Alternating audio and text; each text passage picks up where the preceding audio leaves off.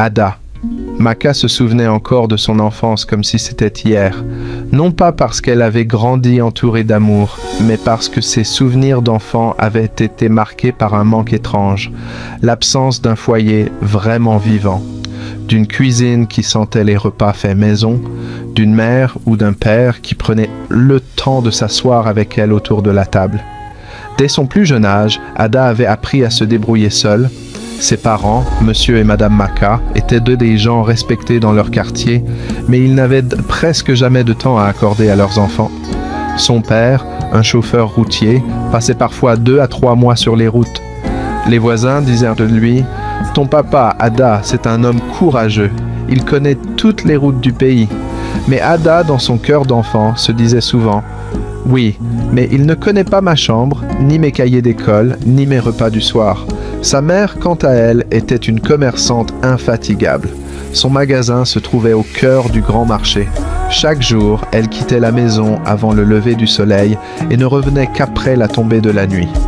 Lorsqu'elle rentrait enfin, ses enfants étaient déjà endormis et elle repartait dès l'aube le lendemain. Ainsi, Ada et ses 2 cadets, Uzoma et Neka, grandirent sans véritable modèle parental à la maison. Pour survivre, ils prirent des habitudes, acheter le petit déjeuner en chemin vers l'école, prendre le déjeuner chez une vendeuse de rue et trouver un plat chaud dans une gargote du quartier le soir. Ada, en tant qu'aînée, avait essayé plusieurs fois de préparer quelque chose pour ses frères et sœurs, mais personne ne lui avait appris. Elle se souvenait encore de ce jour où, âgée de 8 ans, elle avait voulu frire des œufs pour impressionner Neka.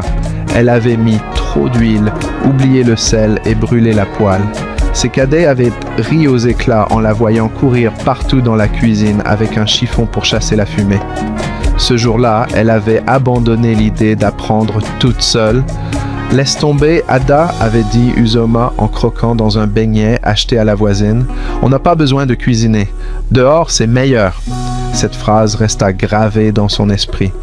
Petit à petit, elle associa le fait de manger à l'extérieur à quelque chose de normal, presque naturel. Chaque matin, leur rituel était le même. En route pour l'école, ils passaient devant les étals de vendeuses. L'odeur de l'akara chaud, beignets de haricots et du pain beurré les attirait comme un aimant. Ada sortait les quelques billets froissés que leur mère avait laissés la veille. 3 akara, 2 pains, disait-elle d'une voix assurée comme une adulte. La vendeuse, habituée à voir les enfants Maka, leur glissait parfois un beignet en plus. Ada se sentait alors chanceuse, comme si c'était une récompense pour avoir pris soin de ses cadets. À midi, c'était le tour de la femme assise à l'entrée de l'école, qui vendait du riz jollof, du plantain frit et du poisson braisé.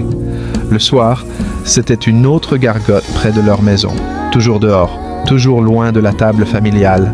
Ainsi grandissait Ada en croyant que la vie se vivait dans la rue, que les repas se prenaient à l'extérieur, que cuisiner était une perte de temps. Leur maison, pourtant assez grande, restait silencieuse.